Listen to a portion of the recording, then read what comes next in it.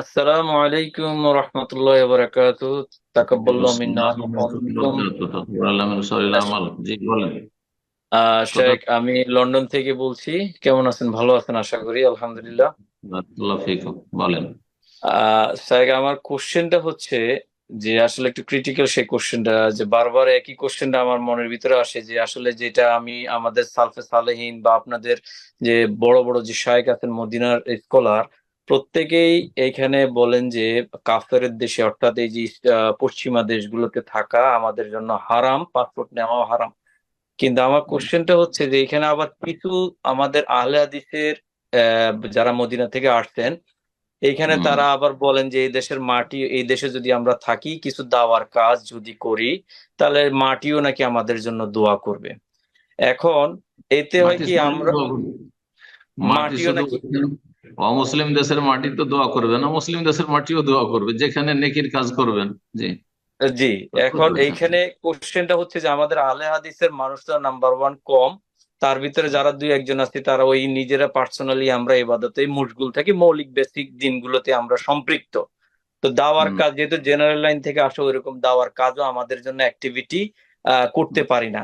তো যেটা main question সেটা হচ্ছে যে আমাদের কি অ্যাকচুয়ালি, আমার অন্যদের হিসাব না, যে এই যে আমাদের প্রত্যেক ওয়েস্টার্ন ইউরোপ এত যে মুসলিম, এত যে আমরা সবাই থাকতেছি, তো আসলে কি আমাদের অবস্থানটা কি হবে? এটা কি আসলে কোরআন হাদিসের ভিত্তিতে আসলে কি যদি বেসিক ইবাদত গুলো আমরা কমপ্লিট করতে পারি, তাহলে কি আমাদের থাকা জায়েজ আছে, নাকি অ্যাকচুয়ালি যত দ্রুত সম্ভব আমাদের এই দেশ থেকে ত্যাগ করাটাই উত্তম?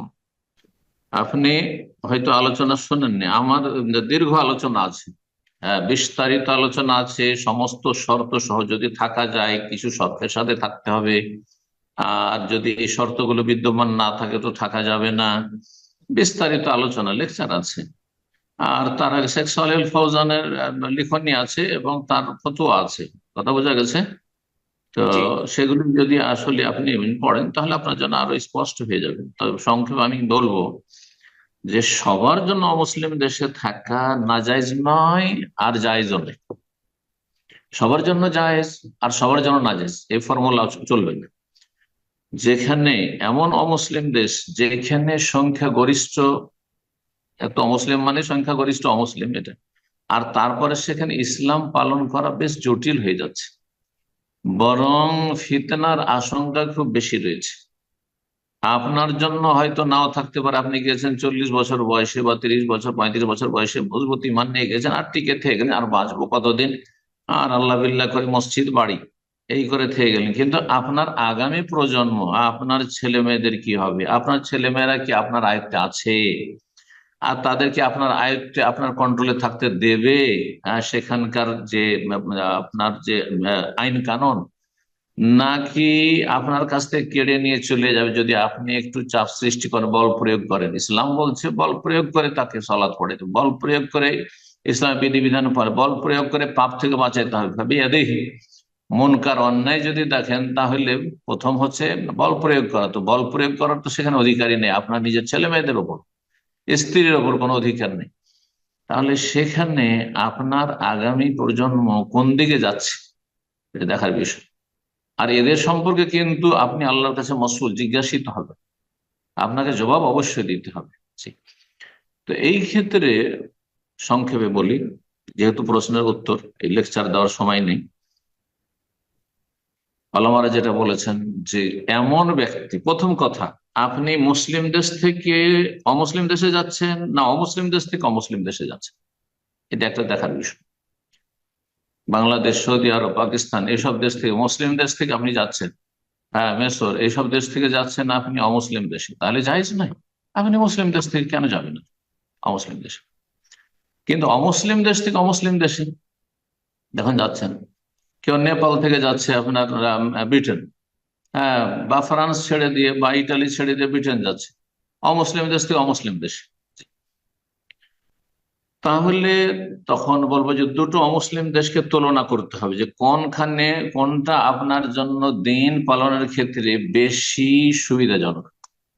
আপনি কোনখানে আপনি দিন চর্চা, আপনার ইমান আমলের হেফাজত করতে পারবেন, আপনার পরিবারকে মমিন মুসলিম বানিয়ে রাখতে পারবেন, ছেলে মেয়েদেরকে, কোনখানে?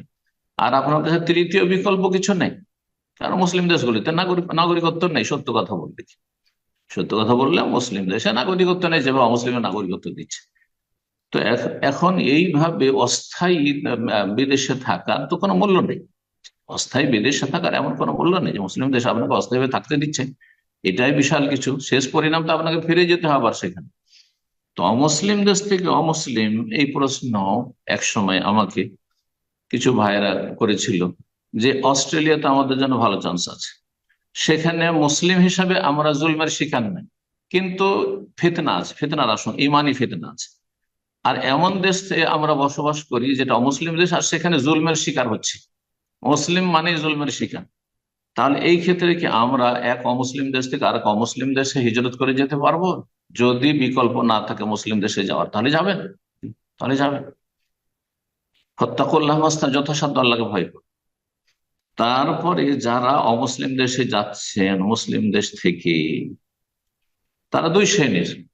একদল হচ্ছেন যারা আলেম দায়ী, যাদের কোরআন সুন্নাহ সম্পর্কে, সহিহ আকীদা মানহাজ সম্পর্কে যথেষ্ট জ্ঞান আছে, তাদের কাছে এলম আছে এবং তার সাথে দ্বীন আছে, তাকওয়া আছে, তারা যাচ্ছেন। তো তারা যাচ্ছেন, তাদের যদি সৎ উদ্দেশ্য থাকে যে সেখানে গিয়ে দাওয়া ইলাল্লাহর কাজ করব, সেই জাতিকে জাহান্নাম থেকে জান্নাতের দিকে ফিরিয়ে নিয়ে আসবো, তাহলে প্রয়োজনে যেতে পারে। কিন্তু নিজের ছেলে মেয়েদের রক্ষা আগে, নিজের আগামী প্রজন্মের হেফাজত আগে, তারপরে অন্যদের কথা চিন্তা করবে। কারণ আপনার ওপর আমার ওপর আগে আমার পরিবারের হেফাজত করা ফরজ। কু আনফুসাকুম ওয়া আহলিকুম নার, প্রথম নিজেকে নিজের পরিবারকে জাহান্নামের আগুন থেকে বাঁচান, তারপরে দেশকে জাতিকে সমাজকে বাঁচাবার কথা পরে চিন্তা করবেন। আপনার পরিবারে একজনকে যদি জাহান্নামে বাঁচাতে পারেন, আর আপনি গোটা দেশের 1 লক্ষ মানুষ, তার চাইতে গুরুত্বপূর্ণ আপনার পরে আপনার স্ত্রীকে জাহান্নাম থেকে রক্ষা করা, আপনার ছেলে মেয়েকে জাহান্নাম থেকে রক্ষা করা। ঠিক। তো এখন তাহলে বলি, শেখ সালেহ ফৌজান ও অন্যান্য আরো ওলামারা বলেছেন যে যেই ব্যক্তি যাবে অমুসলিম দেশে, প্রথম কথা চেষ্টা করবে আমি অস্থায়ী যাচ্ছি, স্থায়ী নয়, স্থায়ী বসবাসের জন্য যাচ্ছি না। আর সেখানে যাচ্ছে আইয়াকুনা ইনদাহু ইলমুন, তার কাছে এতটা দিনের জ্ঞান রয়েছে যে ইয়াদফাউ বিহি শুবহাত, সেখানে বিভিন্ন ইসলামের বিরুদ্ধে, মুসলিমদের বিরুদ্ধে সংশয় এবং সন্দিহান করে দেওয়া, আর তারপরে পরকাল থেকে উদাসীন করে দেওয়ার যে ফিতনাগুলি রয়েছে, শুবহাত সংশয়ের ফিতনা, সেই সব ফিতনা থেকে তার এলম দ্বারা সে সুরক্ষিত হতে পারবে। তার উপর আঘাত যে করবে ইসলাম বিরোধী ফিতনাগুলি, সেগুলি কিছুই করতে পারবে না। এতটা দিনের জ্ঞান যদি থাকে, সংশয় থেকে বাঁচতে পারবে। ওয়াইয়াকুনা ইনদাহু তাকওয়া, তার অন্তরে এতটা আল্লাহ ভীরুতা আছে, ঈমান আছে, যে ইয়াদফা বিহি শাহওয়াত, কুপ্রবৃত্তি থেকে থেকে নিজেকে রক্ষা করতে পারে। কুপ্রবৃত্তি হচ্ছে সেখানে গিয়ে, আপনার যে কোনো রেস্টুরেন্টে যান, সেখানে মদ আছে, শুকরের বস্তু আছে, সেখানে অবাধ মেলামেশা আছে, সেখানে নর এবং নারীর এই সেক্সের পার্থক্য করা, যে এটা এটা পুরুষ তো এটা মহিলা, এই পার্থক্যই তাদের কাছে নেই। এই সমস্ত ফিতনা থেকে, এই সমস্ত ফিতনা থেকে নিজেকে বাঁচিয়ে রাখতে পারবে তার তাকওয়ার মাধ্যমে। এতটা যদি থাকে, শাহওয়াতের ফিতনা থেকে বাঁচতে পারবে। শাহওয়াত আর শুবহাতে দুটি ফিতনা মানুষকে জাহান্নামে নিয়ে যায়। এই দুই ফিতনা থেকে যদি বাঁচাতে পারে এলমের মাধ্যমে, তাকওয়ার মাধ্যমে, তাহলে সেখানে থাকবে। তারপরে চেষ্টা করবে আমি ক্ষণস্থায়ী আছি, 2-4-10 বছরের জন্য, 5 বছরের জন্য হয়তো আছে, তারপর আমি নিরাপদ স্থানে ফিরে চলে যাব। কারণ আগামী প্রজন্মকে আমি জাহান্নামের দিকে ঠেলে দিতে চাই না। জি, আশা করি বুঝতে পেরেছেন। তাহলে আলেমরা যাবে দাওয়ার কাজের জন্য, আলেম আবার পেটের জন্য যাবে না, আলেম যাবে দিনের দাওয়াতের কাজের জন্য যাবে, আর তার সাথে তার পেট আছে, সে যা রোজগার করছে, কিন্তু মূল উদ্দেশ্য সে দাওয়ার কাজে সেখানে ব্যস্ত রয়েছে। আর যাবে মুত্তাকি পরহেজগার, যাবে যার কাছে এলেমও আছে এবং তাকওয়া আছে, যাতে করে সেই তাকওয়া মানুষকে তাকওয়া শিখাইতে পারে, তাকওয়ার অনুশীলন করাতে পারে। আর এমনি সাধারণ মানুষ যাচ্ছে পয়সার জন্য, পেটের জন্য শুধু যাচ্ছে, সুখের জীবন গড়ার জন্য, দুনিয়ার জান্নাতের তলাশে যাচ্ছে, তারা অবশ্যই ফিতনা নিমজ্জিত। আলা ফিল ফিতনাতে সাকাত, তারা অবশ্যই ফিতনা নিমজ্জিত। এই জন্য যারা সেখানে আছেন, আল্লাহ হেফাজতর দোয়া করি, এবং দিনের সাথে, দাওয়ার সাথে, এলমের সাথে আর ভালো মানুষদের সাথে জড়িত থাকুন। একটা আপনাদের কোরআন সুন্নাহর অনুসারী ধার্মিক মুসলিমদের সার্কেল থাকবে, সেই সার্কেলের সাথে এক বা অতপ্রত জড়িত থাকুন। মসজিদের সাথে জড়িত থাকুন যতদিন আছেন, দিনের দাওয়ার ক্ষেত্রে সবসময় লেগে থাকুন। আর ইমানি ইসলামী তরবিয়তের যথাসাধ্য ছেলেমেয়েদের চেষ্টা করুন, ছেলেমেয়েরা বড় হওয়ার আগে আগে মুসলিম দেশে ফিরে আসার চেষ্টা করুন, যদি ফিরে আসার কোনো সুযোগ থাকে। যদি ফিরে আসার কোনো সুযোগ মুসলিম দেশে থাকে, হ্যাঁ জি, বাংলাদেশে ফিরে আসতে পারেন, সুতরাং ফিরে চলে আসবেন। যদি আর না থাকে কারো কাছে ফিরে আসার রাস্তা, ফিরে আসবো কোথায়, সেখানে জানেন নিরাপত্তা নেই, তাহলে তখন সেটি ভিন্ন বিষয়। আল্লাহ রাব্বুল সঠিক বুঝ দান করুন, সংশোধনের তৌফিক দান করুন, নিয়তের সলিহা ভালো নিয়ত রাখার তৌফিক দান করুন, এবং সমস্ত অনিষ্ট থেকে আল্লাহ হেফাজত করুন। জি।